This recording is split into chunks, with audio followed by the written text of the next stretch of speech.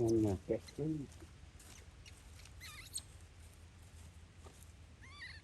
còn này cái ta rồi mình là làm không mang ngay rồi vô cho ban cũng muốn phân chi được đó đúng đúng coi trọng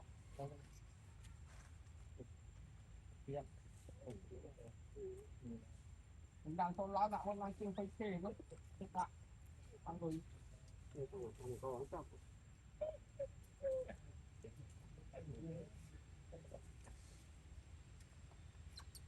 tất nhiên chúng ta phải ăn chuyện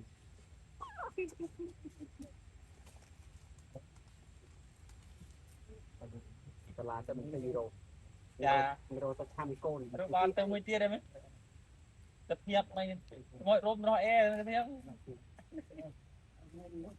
đại rồi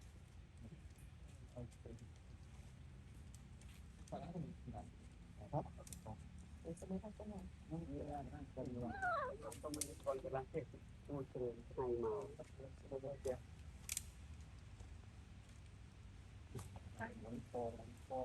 mà tôi cho